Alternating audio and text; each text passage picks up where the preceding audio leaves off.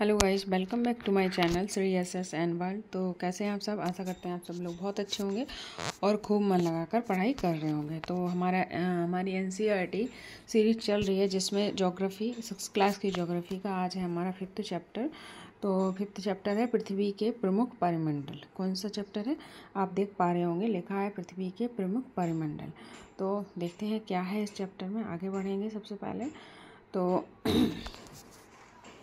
जैसा कि पहले अध्याय में पढ़ चुके हो, जो पहले अध्याय पढ़ा था, पहला लेसन पढ़ा था, तो वो कह रहा है जैसा कि पहले अध्याय में पढ़ चुके हो कि पृथ्वी एकमात्र ऐसा ग्रह है जहाँ जीवन है। तो आपने पहले पढ़ा था कि पृथ्वी ही एकमात्र ऐसा ग्रह है जहाँ पे क्या है, जीवन है, जहाँ पे हम लोग रह सकते हैं और वहाँ पे हम रह सकते हैं और कहीं हमारा जीवन संभव नहीं है। ठीक है, मानव यहाँ जीवित रह सकता है क्योंकि जीवन के लिए आवश्यक तत्व भूमि, जल, हवा पृथ्वी पर मौजूद हैं। तो जीवन के लिए जो आवश्यक तत्व होते हैं वो कौन कौन से होते हैं? भूमि, जल, हवा, पृथ्वी। यहाँ पर भूमि, जल, हवा तीनों चीज़ें पृथ्वी पर मौजूद हैं। ये तीनों चीज़ें हमारे जीवन के लिए आवश्यक हो जाती हैं। ठीक है, तो आगे क्या है? पृथ्वी की सतह ऐसी है जिसमें पर्यावरण के तीनों महत्वपूर्ण घटक आपस में मिलते हैं। जो पृथ्वी की सतह है, पृथ्वी है, वह कैसी है? जहाँ पर तीनों पर्यावरण घटक आपस में मिलते हैं तथा एक दूसरे को प्रभावित करते हैं। तो अगर पूछता है कि तीनों पर्यावरण घटक किस ग्रह पर मिलते हैं, तो वो हो जाएगा आपका पृथ्वी पर। तो वो तीनों पर्यावरण घटक कहाँ मिलते हैं? पृथ्वी पर। और जो ये पर्यावरण तीनों घटक हैं वो क्या है, इंडिविजुअल नहीं है, वो एक दूसरे को क्या करते हैं, प्रभावित करते हैं। ठीक है, तो क्वेश्चन बन सकता है यहाँ से कि ऐसा कौन सा ग्रह है जहाँ पर पर्यावरण के तीनों घटक मिलते हैं, तो वो हो जाएगी पृथ्वी। और पर्यावरण के घटक एक दूसरे को प्रभावित भी करते हैं। ठीक है, पृथ्वी का ठोस भाग जिस पर हम रहते हैं उसे भूमंडल कहा जाता है। जो पृथ्वी का ठोस भाग है जिस पर हम रहते हैं उसे क्या कहा जाता है? भूमंडल कहा जाता है। और गैसों की परतें जो पृथ्वी के चारों ओर से घेरती हैं उसे वायुमंडल कहते हैं। जो गैस की परतें हैं जो पृथ्वी के चारों ओर से पृथ्वी को घेरा हुआ है उसे क्या कहते हैं? वायुमंडल कहा जाता है। तो आगे बढ़ेंगे, इम्पोर्टेंट है ये पैराग्राफ, ध्यान से पढ़ना। जहाँ पर ऑक्सीजन, नाइट्रोजन, कार्बन डाइऑक्साइड तथा दूसरी गैसें पाई जाती हैं। कौन कौन सी गैसें? ऑक्सीजन, नाइट्रोजन और कार्बन डाइऑक्साइड और अदर गैसेस भी पाई जाती हैं। तो सबसे पहले क्या कह रहा है, क्या क्या चीज़ें बताई हैं? पहले पूरा पैराग्राफ पढ़ते हैं, फिर मैं आपको क्लियर करती हूँ। पृथ्वी के बहुत बड़े भाग पर जल पाया जाता है, जिसे क्या कहा जाता है? आपको जलमंडल कहते हैं। जलमंडल किसे कहते हैं? जहाँ पर जल पाया जाता है। ठीक है, और जलमंडल में जल की सभी अवस्थाएं जैसे बर्फ, जल एवं जल वाष्प सम्मिलित है। तो जलमंडल में जल की सभी अवस्थाएं, कौन कौन सी अवस्थाएं होती हैं जल में? कौन कौन सी होती हैं बताइए? बर्फ, जल और जल वाष्प। ठीक है, याद रखेंगे। तो आगे बढ़ते हैं। आगे बढ़ने से पहले मैं क्लियर कर दूँ। क्लियर क्या करना है कि जहाँ पर पर्यावरण के तीनों घटक कौन कौन से? भूमि, जल, हवा। तो पर्यावरण के 3 घटक भूमि, जल, हवा, पर्यावरण के तीनों घटक कहाँ पे मिलते हैं? पृथ्वी की सतह पर मिलते हैं और एक दूसरे को प्रभावित करते हैं। जो पृथ्वी की सतह ठोस है उसे भूमंडल कहते हैं और पृथ्वी को चारों ओर से जो गैसें घेरे हुए हैं उसे वायुमंडल कहते हैं। कौन कौन सी गैसें? ऑक्सीजन, नाइट्रोजन, कार्बन डाइऑक्साइड और अदर गैसेस भी पाई जाती हैं इसमें। ठीक है, और जो जहाँ पर का है जल है, पृथ्वी का एक बहुत बड़ा भाग में क्या पाया जाता है? जल पाया जाता है। तो उसे क्या कहते हैं? जलमंडल कहते हैं। और जल की यहाँ पे सभी अवस्थाएं यानी कि तीनों अवस्थाएं मौजूद हैं। ठीक है, कौन कौन सी? बर्फ, जल और जल वाष्प की। ठीक है, आगे बढ़ेंगे। जीवमंडल एक सीमित क्षेत्र है। जीवमंडल जो है एक कैसा क्षेत्र है? सीमित क्षेत्र है जहाँ स्थल, जल, हवा एक साथ मिलते हैं, जहाँ सभी प्रकार के जीवन पाए जाते हैं। तो कौन से मंडल पर सभी प्रकार के जीवन संभव हैं, जीवन पाए जाते हैं? तो वो है आपका जीवमंडल। और जीवमंडल क्या है? एक सीमित क्षेत्र है। ठीक है, लिमिटेड क्षेत्र है और यहाँ पे आपके क्या क्या क्या पाया जाता है? यहाँ पर क्या होता है, स्थल, जल, हवा एक साथ मिलते हैं। अगर पूछता है कि स्थल, जल, हवा तीनों एक साथ कहाँ पे मिलते हैं, तो वो मिलते हैं आपके जीव मंडल में, और जीव मंडल में ही क्या है, हमारा जीवन संभव है। तो आई होप आपको चीज़ें क्लियर हो रही होंगी। ठीक है, अब ये बॉक्स देखते हैं, बॉक्स क्या कह रहा है। बॉक्स में क्या है, ग्रीक भाषा में लीथस का अर्थ क्या होता है, पत्थर, और एटमॉस का अर्थ होता है वाष्प। ठीक है, तो कह रहा है ग्रीक भाषा में लीथस का अर्थ होता है पत्थर, और एटमॉस का अर्थ होता है वाष्प, और ह्यूडर का अर्थ होता है जल, बायोस का अर्थ होता है जीवन। क्या आप इससे अधिक शब्द बना सकते हो? तो एनसीईआरटी ने ये शब्द दिए हैं, तो ये शब्दों को आपको ध्यान में रखना है कि जो लीथस का अर्थ क्या होता है, पत्थर, और लीथस जो लीथस है किस भाषा का है, तो वो आपका ग्रीक भाषा का हो जाता है, और ये इम्पोर्टेंट हो जाता है, इन्हें आपको पढ़ना होगा। ठीक है, तो ग्रीक भाषा में लीथस क्या है, पत्थर है, एटमॉस क्या है, वाष्प है, ह्यूडर क्या है, जल है। अगर वो कहता है जल को ग्रीक भाषा में क्या कहते हैं, और ऑप्शन दे देगा लीथस, एटमॉस और ह्यूडर और बायोस, तो जल को क्या कहते हैं, ह्यूडर कहते हैं। अगर जीवन का पूछता है तो जीवन क्या होता है, जीवन को क्या कहते हैं, बायोस कहते हैं, जीवन को बायोस कहते हैं, और वाष्प को एटमॉस कहते हैं, और लिथास को पत्थर कहते हैं। ठीक है, तो चीज़ें क्लियर हो रही होंगी। अगर क्लियर हो रही हैं तो प्लीज़ लाइक करें, शेयर करें एंड सब्सक्राइब ज़रूर कर लें, जिससे आने वाले वीडियो की नोटिफिकेशन आपको मिल जाए। ठीक है, अब क्या है, भूमंडल, किसके बारे में पढ़ना है हमें, भूमंडल के बारे में। पृथ्वी की ठोस भाग को क्या कहते हैं, भूमंडल कहते हैं। पृथ्वी के ठोस भाग को भूमंडल कहते हैं। ठीक है, पृथ्वी के ठोस भाग को भूमंडल कहते हैं, जैसे कि आप ऊपर पढ़ाया है। यहाँ पर भूपर्पटी की चट्टानों तथा मिट्टी की पतली परतों का बना होता है। जो भूमंडल है, जो भूमिमंडल है, वो किसका बना होता है, ये भूपर्पटी की चट्टानों या मिट्टी की पतली परत का बना होता है, जिसमें जीवों के लिए पोषक तत्व पाए जाते हैं। क्या पाए जाते हैं, जीवों के लिए पोषक तत्व पाए जाते हैं। पृथ्वी की सतह को दो मुख्य भागों में बांटा जाता है। जो पृथ्वी की सतह है उसे दो मुख्य भागों में बांटते हैं। कितने भागों में बांटते हैं, तो दो भागों में बांटते हैं। नंबर एक, बड़े स्थलीय भूभाग को क्या कहते हैं, महाद्वीपों के नाम से जाना जाता है, तथा बड़े जलाशयों के भाग को महासागरीय बेसन कहते हैं। तो दो भागों में बांटा उन्होंने, क्या किया, पृथ्वी के भाग को दो भागों में बांट दिया। जो स्थल है जहाँ रहते हैं लोग, भूभाग है, भूमि है जहाँ पर, उसको महाद्वीप नाम दे दिया। और जो एक बड़ा भाग जलमय है, जल है वहाँ पे, जलाशय है, उसे महासागरीय बेसन नाम दे दिया गया। तो इन दो भागों में हमने पृथ्वी को डिवाइड करके रखा है, एक तो महाद्वीप में और दूसरा आपका महासागर में। ठीक है, तो आई होप आपको चीज़ें क्लियर हो रही होंगी। ठीक है, आगे बढ़ते हैं। तो पृथ्वी को दो भाग में डिवाइड किया गया है। वो दो भाग कौन कौन से हैं, तो वो दो भाग हैं हमारे महाद्वीपीय और महासागरीय बेसन। ठीक है, महाद्वीपीय जहाँ लोग रहते हैं, भूमि का भाग होता है, उसे महाद्वीप कहते हैं, और जल में डूबे हुए भाग को, जलाशयों को महासागरीय बेसन कहते हैं। ठीक है, विश्व के सभी महासागर आपस में एक दूसरे से जुड़े हुए हैं। बहुत ही इंपॉर्टेंट लाइन है गाइस, क्योंकि ये क्वेश्चन आया था, वो भी स्टेटमेंट में, कि विश्व के सभी महासागर आपस में एक दूसरे के साथ क्या है, जुड़े हुए हैं। इस चीज़ का आप ध्यान रखेंगे। ठीक है, ये चित्र का नाम दिया है, अभी हम देखेंगे। विश्व के मानचित्र को देखिए, क्या सभी स्थलीय भूभाग एक दूसरे से आपस से जुड़े हुए हैं। समुद्री जल का तल सभी जगह समान होता है। जो समुद्री जल का तल है, समुद्र का तल यानी कि जो नीचे सरफेस होती है, वो क्या होती है समुद्र की, वो एकदम क्या होती है, समान होती है। इस चीज़ का भी आपको ध्यान देना है।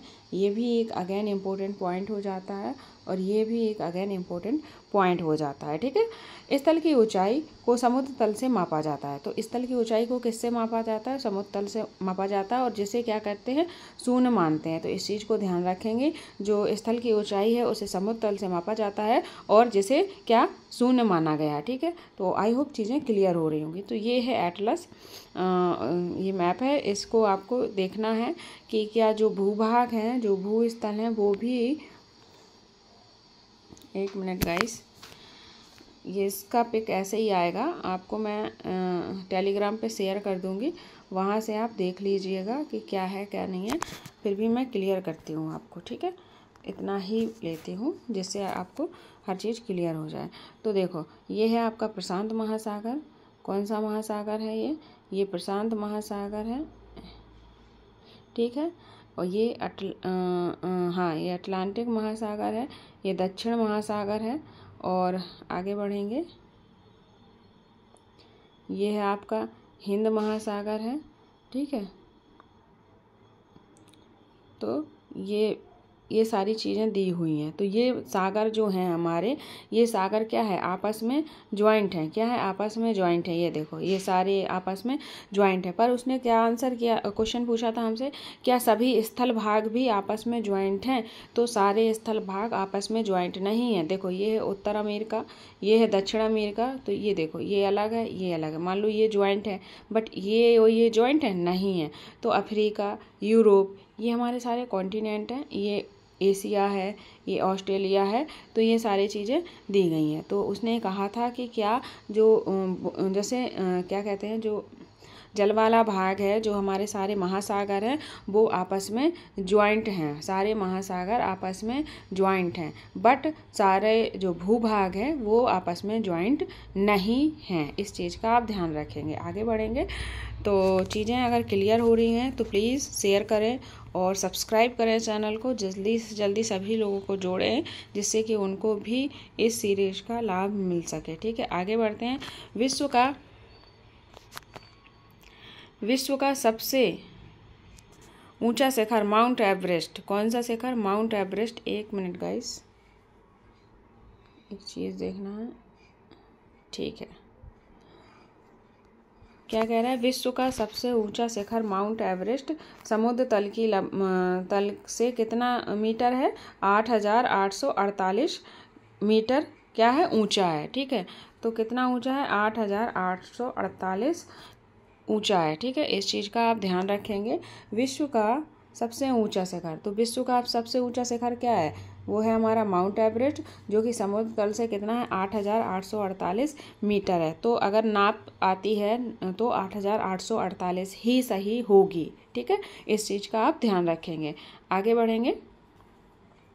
विश्व का सबसे गहरा भाग प्रशांत महासागर का मेरियाना गर्त है। अगर क्वेश्चन आता है कि विश्व का सबसे गहरा भाग कौन सा है? प्रशांत महासागर का मेरियाना गर्त है। अगर पूछा जाता है कि मेरियाना गर्त किस महासागर में पाया जाता है, तो वो आपका प्रशांत महासागर में पाया जाता है, ठीक है। इस चीज़ का आप ध्यान रखेंगे। आगे बढ़ेंगे। जिसकी गहराई कितनी है? 11,022 मीटर है। क्या आपने कभी कल्पना की है कि समुद्र की गहराई पृथ्वी के सबसे ऊंचे भाग से इतनी अधिक भी हो सकती है? तो क्या कह रहा है? मैरियाना गर्त की गहराई कितनी है आपकी? 11,022 मीटर है। तो इस चीज़ को ध्यान रखेंगे। विश्व का सबसे ऊंचा शिखर माउंट एवरेस्ट हो जाता है, जिसकी ऊंचाई होती है 8,848 किलोमीटर। और विश्व का सबसे गहरा भाग, जो कि प्रशांत महासागर का क्या है? मेरियाना गर्त है। इसकी गहराई 11,022 हो जाती है। क्वेश्चन कैसे बन सकता है? 3 क्वेश्चन बन सकता है सिंगल लाइन से, कि विश्व की सबसे गहरा भाग मेरियाना गर्त। मेरियाना गर्त किस महासागर का भाग है? प्रशांत महासागर का भाग है। मेरियाना गर्त की कितनी मीटर गहराई है? तो 11,022 मीटर गहराई है। तो इस तरह से क्वेश्चन बनते हैं, ठीक है। आगे बढ़ेंगे। आगे बढ़ते हैं महाद्वीप के बारे में। महाद्वीप क्या है? महाद्वीप को पढ़ने से पहले मैं आपको ये बॉक्स पढ़ाना चाहूँगी। बॉक्स में क्या कह रहा है, क्योंकि बॉक्स इंपॉर्टेंट होते हैं, ठीक है।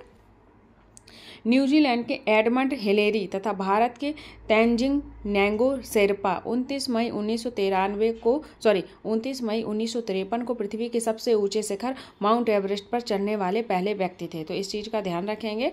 न्यूजीलैंड के कौन थे? न्यूजीलैंड के एडमंड हिलेरी थे। और भारत के कौन से थे?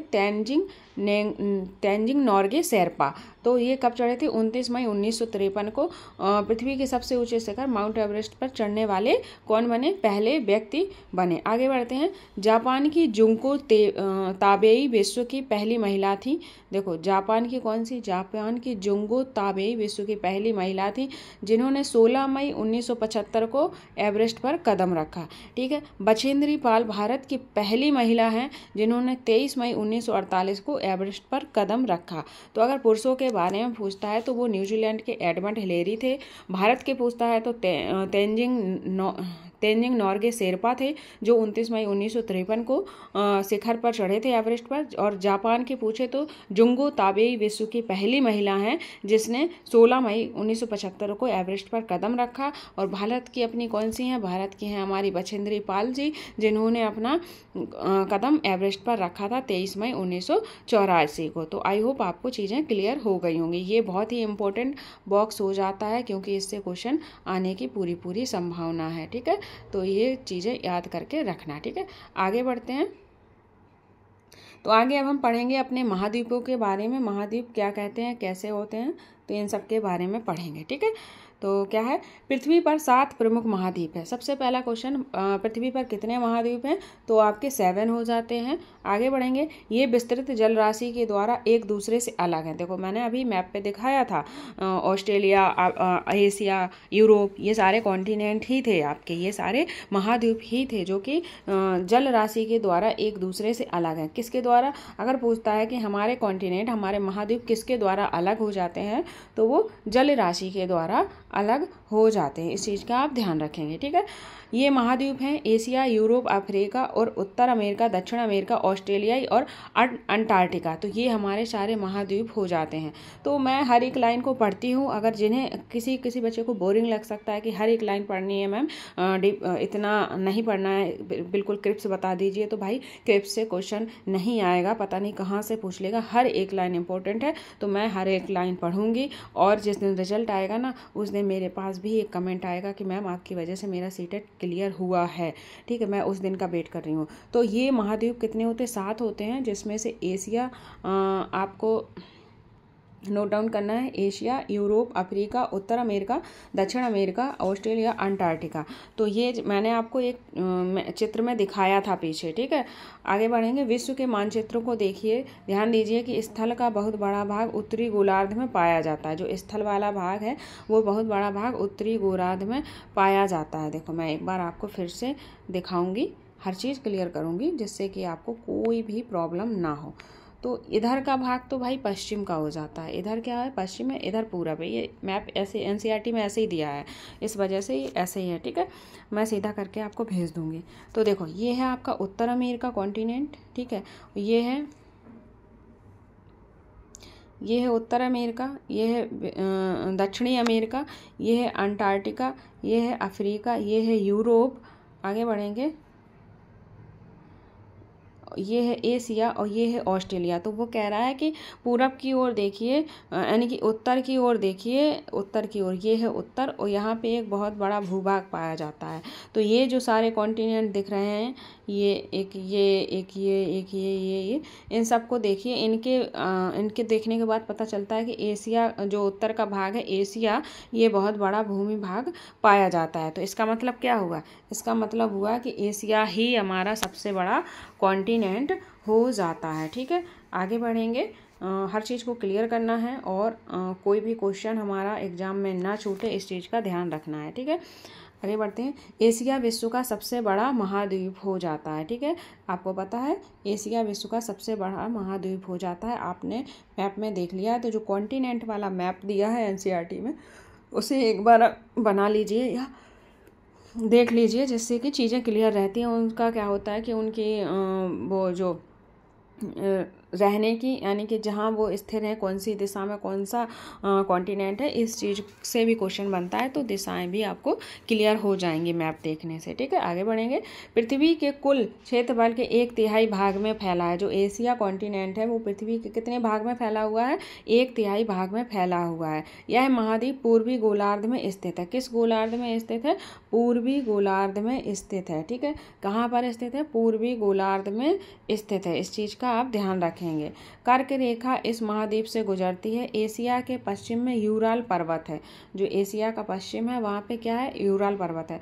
तो एशिया महाद्वीप में क्या है, ध्यान रखना, एशिया महाद्वीप में कौन सी रेखा गुजरती है, कर्क रेखा गुजरती है। और एशिया के पश्चिम में यूराल पर्वत है जो इस यूरोप से अलग करता है। एशिया के पश्चिम में यूराल पर्वत है और यूराल पर्वत एशिया को किससे अलग करता है, यूरोप से अलग करता है। यूरोप एवं एशिया के संयुक्त भूभाग को यूरेशिया कहते हैं। जो यूरोप और एशिया के संयुक्त भूभाग को यूरेशिया कहते हैं। यूरोप प्लस एशिया, इस चीज़ को ध्यान रखेंगे। ये सारी लाइंस इंपॉर्टेंट हो जाती हैं। देखो जैसे ये क्वेश्चन है, अगर मैंने क्वेश्चन दिया ये वाला, इस यूरोप एक मिनट, एशिया के पश्चिम में यूराल पर्वत है, ठीक है, आपको पता है एशिया के पश्चिम में यूराल पर्वत है, लेकिन उस टाइम पे भूल जाओगे, वो डाल देगा एशिया के पूर्व में यूराल पर्वत है। बट आपको एशिया और यूराल पर्वत का पता है, पर डेट में हम कंफ्यूज है। आप कहोगे नहीं पर्वत है तो ये सही होगा, लेकिन उसने क्या किया, पश्चिम की जगह पूरब डाल दिया। ये माइनर सा जो माइनर सी जो उसने हेर फेरी की है ना, उसी में आप लोग फंस जाते हो। तो एशिया के लिए जो है एशिया कॉन्टिनेंट है, इंपॉर्टेंट पॉइंट क्या होता है, एशिया 1/3 भाग में फैला है। सबसे पहले एशिया विश्व का सबसे बड़ा महाद्वीप है। यह 1/3 भाग में फैला है। यह पूर्वी गोलार्ध में स्थित है। इससे कर्क रेखा होकर गुजरती है और एशिया के पश्चिम में यूराल पर्वत है। और यूराल पर्वत क्या करता है, एशिया को यूरोप से अलग करता है। यूरोप और एशिया के संयुक्त भाग को, जो यूरोप और एशिया का संयुक्त भाग होगा, उसे यूरेशिया कहा जाता है। तो ये चीज़ें आपको क्लियर हो गई होंगी। नेक्स्ट कॉन्टिनेंट हो जाता है हमारा यूरोप। नेक्स्ट कॉन्टिनेंट हो जाता है हमारा यूरोप, जिसे हम पढ़ने वाले हैं, ठीक है। यूरोप एशिया से बहुत छोटा है। यूरोप क्या है, यूरोप एशिया से बहुत छोटा है। यह महाद्वीप एशिया के पश्चिम में स्थित है। तो यह महाद्वीप कहाँ है, एशिया महाद्वीप के कहाँ स्थित है, पश्चिम में स्थित है।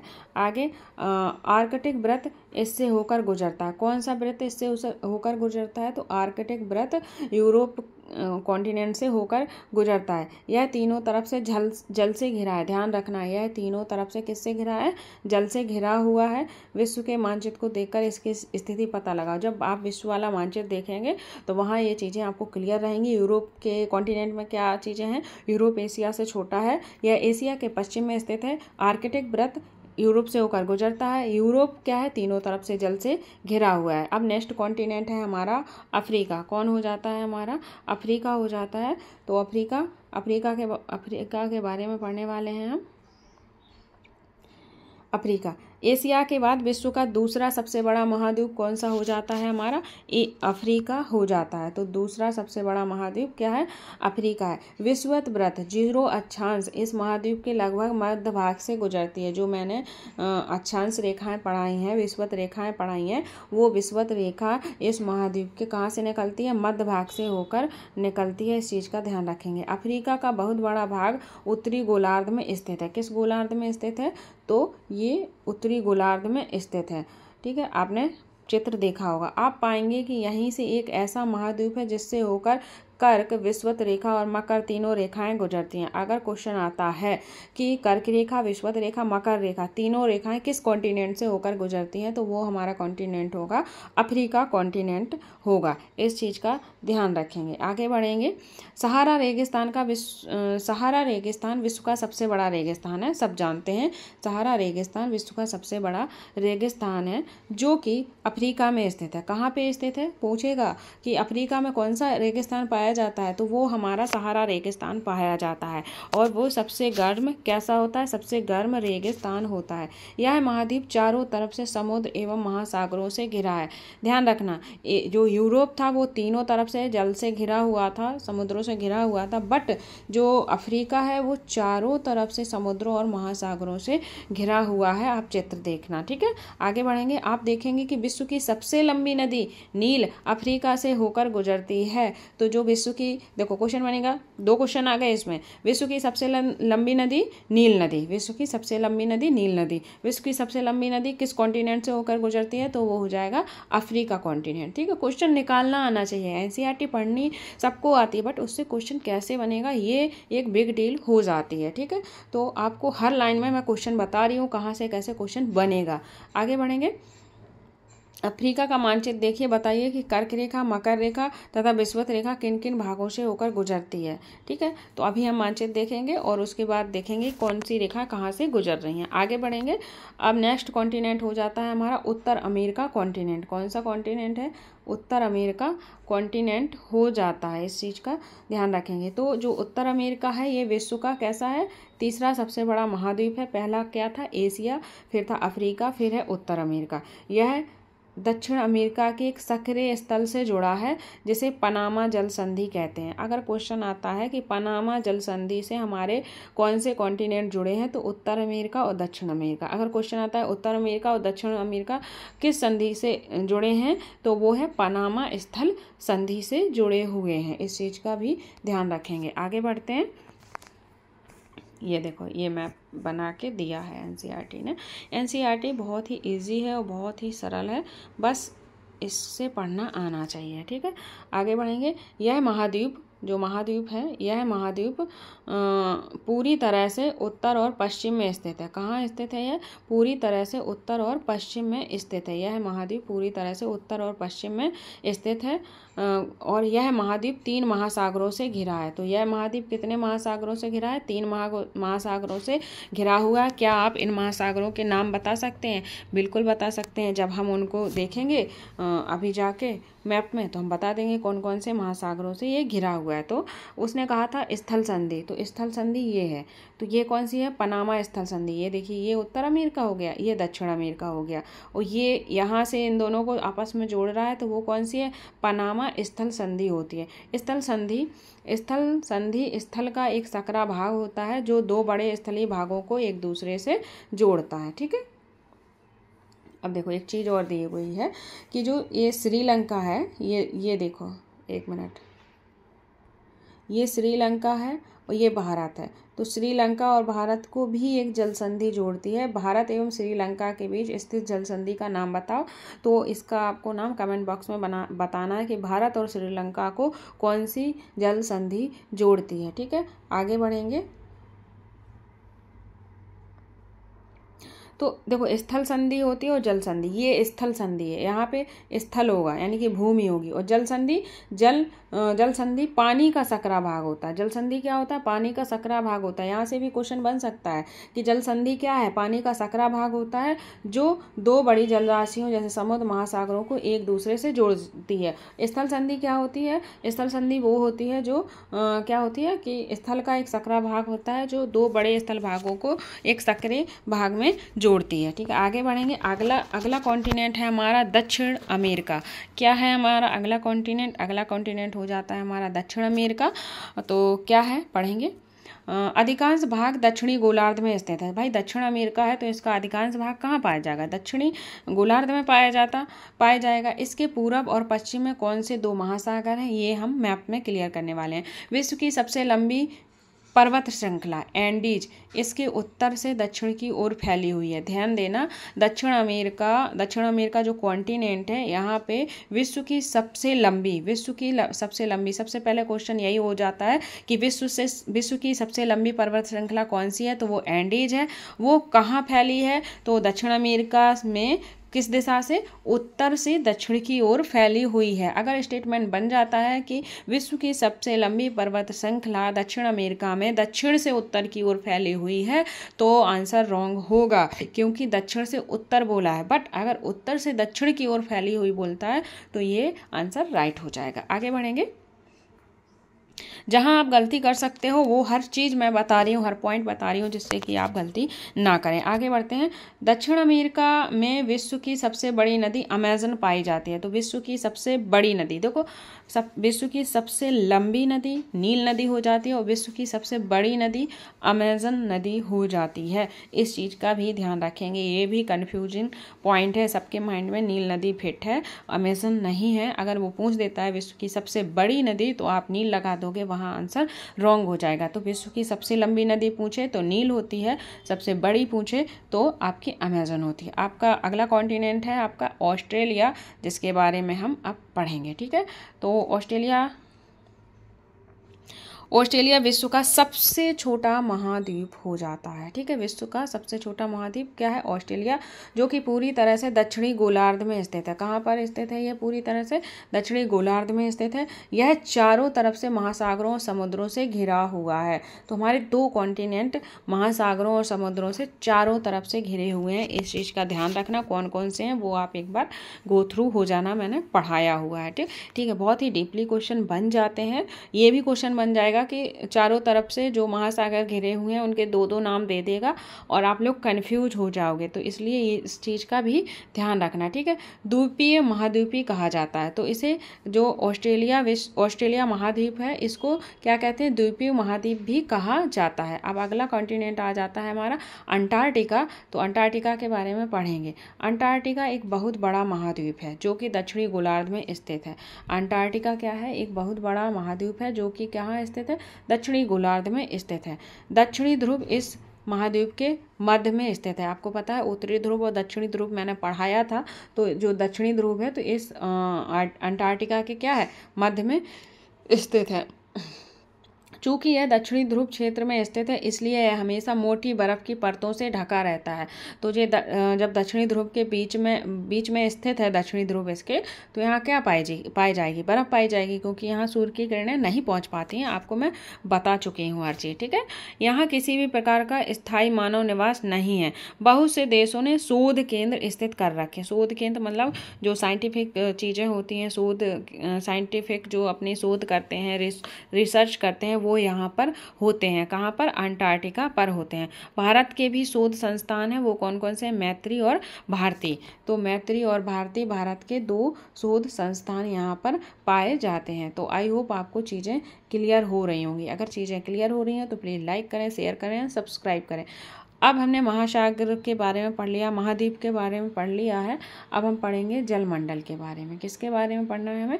जलमंडल के बारे में। तो आप ग्राफ देख पा रहे होगे, ये है आपका ग्राफ जिसमें दिखाया गया है कि आपका 97.5% 97.5% क्या है? महासागर है, और उसमें महासागरीय जल है। बट क्या है? 2.5% आलवण जल है जिसे हम पी सकते हैं। पीने लायक कितना जल है हमारे पास? सिर्फ 2.5% है। और जो खारा जल है जिसे हम पी नहीं सकते वो है 97.5%। इसलिए कहते हैं कि हमारी पृथ्वी पर जल कम है, कम यूज करें। ठीक है, जल तो है बट आलवणीय जल कैसा है? कम है। पृथ्वी एक नीला ग्रह है, सबको पता है पृथ्वी कैसा है? नीला ग्रह है। क्यों है? क्योंकि यहाँ पे बहुत ज़्यादा क्या है? पानी है। ठीक है, पृथ्वी का 71% भाग जल से तथा 29% भाग स्थल है। जो एनसीईआरटी कह रही है वही मानना है। पृथ्वी का 71% भाग जल है और 29% भाग क्या है? स्थल का है। जलमंडल में जल के सभी रूप उपस्थित हैं। इसमें महासागर, नदियाँ, झीलें, हिम नदियाँ, भूमिगत जल तथा वायुमंडल की जलवाष्प सभी सम्मिलित हैं। तो जो महासागर है, महासागर में क्या क्या? महासागर, नदियाँ, झीलें, हिम नदियाँ, भूमिगत जल, वायुमंडलीय जल वाष्प सभी सम्मिलित हो जाता है 71% में। ठीक है, जलमंडल में ये सारी चीज़ें आ जाती हैं। पृथ्वी पर पाए जाने वाले जल को 97% से अधिक भाग में महासागरों में पाया जाता है। यह इतना खारा होता है कि क्या होता है? इसे हम क्या नहीं कर सकते? इसे हम यूज़ नहीं कर सकते, इसे मानव उपयोग नहीं कर सकता है। जो 70% जल है उसे क्या है? मानव यूज़ नहीं कर सकते हैं। ठीक है, देखो मानव उपयोग में नहीं कर सकते हैं। ठीक है, शेष जल का बहुत बड़ा भाग बर्फ की परत एवं हिम नदियों तथा भूमिगत जल के रूप में पाया जाता है। देखो 97% जल क्या है? महासागरों में पाया जाता है, जो कि इतना खारा है जिसे हम यूज़ नहीं कर सकते।